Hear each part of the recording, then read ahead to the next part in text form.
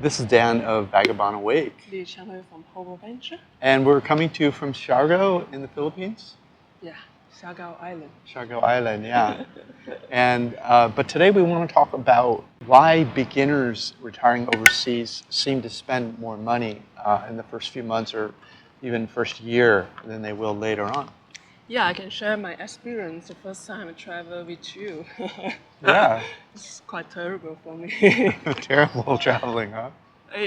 Because I used to have a lot of comfort stuff, comfort zones, you know? That's the point, yeah, I think that's the point. When we get into routines in our life, and we don't have to think about it anymore because it's suddenly a routine, and we just do it. And once you move overseas, a lot of the stuff that's just routine, you just have to start to think about until you map out the new world you're in. So a good example I just thought up this morning was when you're in the US or in Europe or wherever and you're driving down the street and you're hungry suddenly, you can pull off the road and you probably look around and you'll see places that you know where to eat based on the trademark or whatever it is. Like in the US it would be McDonald's or Domino's Pizza or any number of restaurants. And so you're in and out, you knew what you wanted to order before you even pulled off the freeway or the road, and not much thinking going on there. But when you go overseas, you really don't, if someone sets a menu in front of you at a restaurant, you really don't know what to eat. Yeah, it's like my first time to go travel with Dan to Mexico. I was literally don't know what to eat and don't know how to order because they not really speak English that much on that place, you know. But you know, restaurant, yes, they've been training on how to serve the Westerner, you know, foreigner. Right. So it's quite hard because I used to eat rice and fried vegetables, you know. So in South America, they are not big fan of vegetable except salad. Right. So I don't like to eat cold stuff that much, you know. I like to eat cooked and warm stuff. So it's quite hard for me, and I don't have my usual chicken rice. Yes, so the point is you're hungry and you pull in and you don't know what to eat, and so it can be aggravating, I think. And so if you're a typical Malaysian, maybe you're looking for Asian food. If you're a typical American, you're looking for American kinds of food, stuff you're used to eating. And that's foreign food around the world. And there's two things about it that are going to be a problem for you. One is they're trying to make food that they haven't been making for very long. They're not generations of making spaghetti or pizza or whatever. And so it's not going to quite be what you're expecting. So it won't have that comfort feel to it. Yeah. And the other thing, it'll be way more expensive than the local food. Sometimes 2, 3, 4 times as much because they know who's coming in there to eat, and they know that you're coming in for fries and a burger, and so they're going to stick it to you, is basically the bottom line. Example, like Thai food, it will cost more also in Mexico. In America, Thai food is very expensive. Yes. Yeah. But the way you deal with that, really, is you have to learn how to eat the local foods. Yeah, for the beginner, yes. For the beginner, yeah. And so you have to be a little bit adventurous. You have to maybe go online on YouTube and Google what the foods are, what do they call, what's in them. And so you get more familiar. You have 4 or 5 dishes maybe when you first start you're looking for on the menu, and then you branch out over time. And you're going to pay less. You're going to have food made by a family. Often in these restaurants have been doing it for generations, so it'll be quite good. And it won't be trying to do something that's not quite right that you're expecting. It'll be something that'll be like a fresh, new flavor for you. So it'll be fun and it'll be an experiment. Oh, definitely. And I will also find some local food, and I might have some similar feeling with the Asian food as well. Another, I'll just follow through with this same example. When you're driving down the road and maybe you're traveling and you need to stay somewhere, and you're in your home country, and you pull off the road, you're going to recognize a few brands, maybe a hotel you're used to staying at. Maybe you're rich, you're staying at the Intercontinental. Maybe you're trying to stay at a Motel 6 or something. It's not 6 anymore. But you look around for brands, you know, so you don't have to think too much. But when you pull off the road somewhere around the world, you're really not going to see brands often unless you're in a big city that you're used to. Yeah. Example also that when we first go to Mexico, my first time to go to Mexico, because I used to live in a big house, I have my comfort zone, so at least I need to have a 1 bedroom. With washing machine, with kitchen. with AC, with water heater. So this is my must thing when I'm moving out and to try the new life Right. in other country. And this is a very hard to fix to all my point in the first few months, you know. Yeah. As example, especially it's a washing machine. It's not that easy. Yeah, so like in Malaysia, where Chung's from, there's washing machines practically in every apartment that you see on Airbnb. But in other parts of the world, there aren't washing machines always.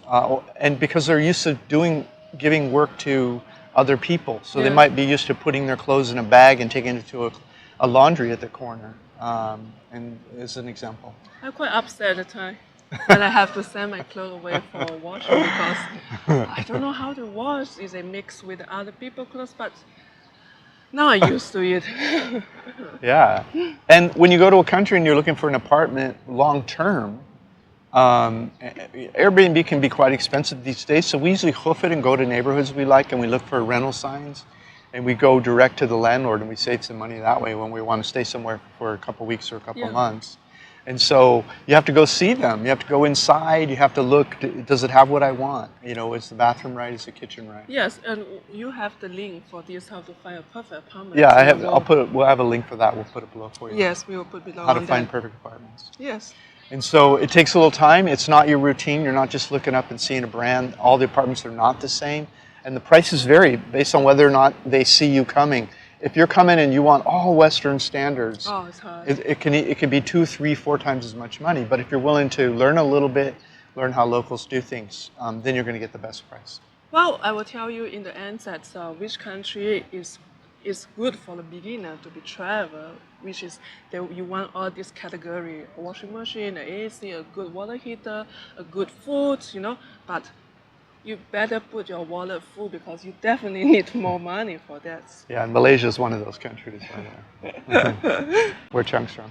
Next up, when you want to meet friends somewhere, you know, when you first move overseas, maybe it's just you and your spouse, or you don't know anybody or whatever. But you want to go somewhere and maybe you want to have a beer and watch the game, you know, on the TV.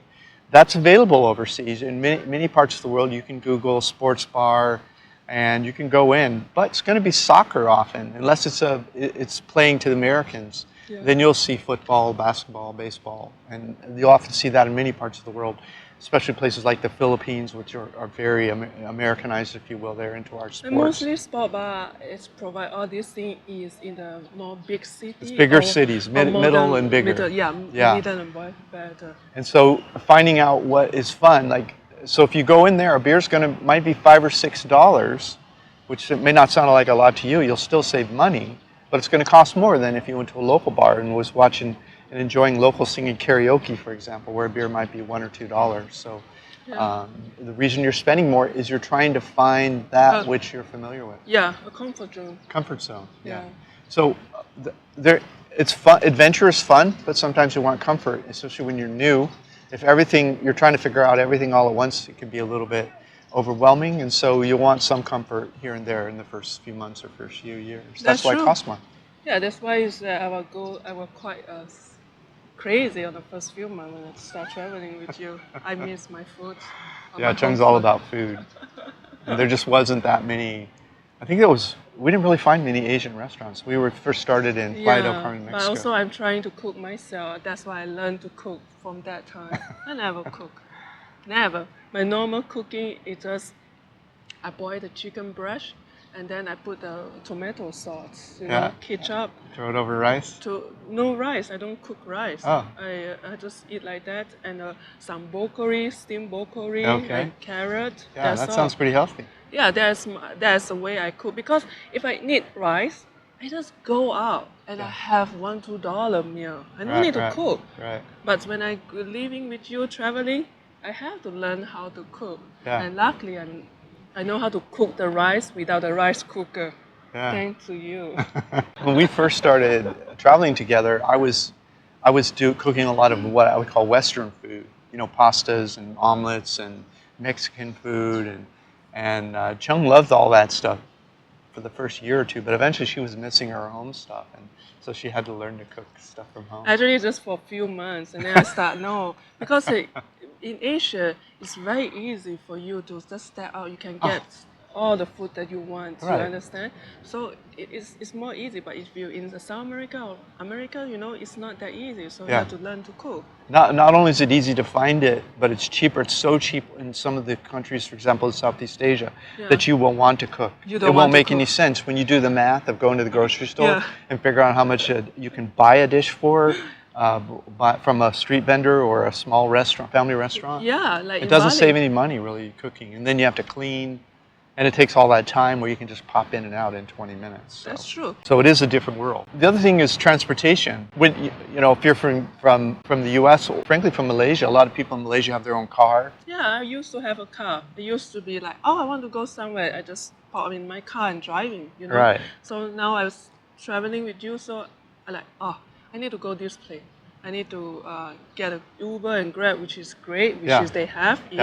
If they don't have, I have to learn to take the local transportation. Yeah. Like buses, tricycle, tuk, collectivo. Yeah. And all this stuff takes a little time. It'll take you a few weeks or a few months to really get down these behaviors that are cheaper. For example, often it may not sound like a lot, but if you get a Grab in Southeast Asia, it might be $2 or $3. In the U.S., that might be $20 or $15 for Europe or Australia, for example. Or they call it Uber, I think, in the West, and Grab in Southeast Asia. But in the Americas, mostly it's Uber. But if you ride a local bus to the market, it might be 10 cents or 15 cents. And so you can see how all of these different factors, if you go to the local market instead of an expat grocery store and you buy fruits and vegetables, the transportation, the shopping, all of that can add up, you know, for a huge savings. But it takes time to learn that stuff. Yeah. But once you get the routines down, it kind of translates from country to country. Once you realize, hey, I don't need a car everywhere I go. I don't have to spend all that extra money, figure out where to park, buy insurance, buy gasoline, do repairs, all this kind of stuff. Once you figure out how to just do a quick Uber or Grab or ride a local bus or ride your bicycle or walk and you're in a nice little city center, the amount of savings you make because you're willing to learn that stuff is big. Yeah. So that's why beginners are paying more all the time when they move overseas. So for all this critical, if you need all these things when you're first moving out from the country or just trying your lifestyle for 3 months to 6 months, we have a suggestion for you to be travel in certain country, in certain place that we already make a list, but bring your money more because it definitely costs more money to stay. But it's still less money than the big city in the USA. Right, or Europe or Australia. So what is your suggestion for that? Well, I mean, in Southeast Asia, you probably want to, for your first go at it, you probably want to go to Bangkok. You're going to see many of the chain restaurants there that you want to see. They're going to be making the steaks and baked potatoes you want, and that's all going to be available. Bangkok is in Thailand, by the way. Yeah, Bangkok's the capital of Thailand. And it's a charming city. Charming city. Crazy amounts of stuff to do there. Shopping, nightlife. I feel very safe when I'm... And you have a good apartment over there. Yeah. For sure you have a good apartment like Uber, Grab. I think they are using Grab now. It's Grab, yeah. Grabs. Oh, it's very... Grab taxi, yeah. Convenience. Right. Yeah. Or Phuket, that's the other one that's very... I'll call it westernized, if you will. And Phuket have a white sand beaches, which is great. So you have a beach there choice, and you have a city choice. Those are two good choices for your first run overseas when you want to feel like you have home to run to while you're overseas. So the next one is Malaysia. Oh yeah, Malaysia, right. Also in Kuala Lumpur, definitely you will have a good apartment, a good food, but alcohol is slightly more expensive compared with Bangkok, Thailand. Yeah. Yeah. And also it's a very good spot for you to travel in other countries as well. Yeah, it's a great hub to travel from. Great hub to travel. In Malaysia, I would say Malaysia probably is the most Americanized country you'll be in while you're in Southeast Asia. The apartments are more like American apartments. They have washing machines, they have range tops, microwaves, water boilers, often coffee makers. Yes. And they have places to park your car, and they often have swimming pools. It's a very Americanized country. And it has securities there, and then it has all the chain restaurants: McDonald's, Domino's, Pizza Hut, KFC. They have a good restaurant also. because it's in capital city. Oh, they have Malaysia. food from all over the like world. Fried onions, Yeah, you know, yeah. it's way more cheaper than They have great European food. And so Malaysia is unique in that way, I personally believe. Philippines that you say is 𝐕𝐂𝐕. Yeah, I would say 𝐕𝐂𝐕 or BGC. If you want something that feels more like home when you first go overseas, that's where you're going to feel like home. There are some mid-sized cities in the Philippines that have, you know, like Cebu and others that will have many of the chain restaurants you'll see.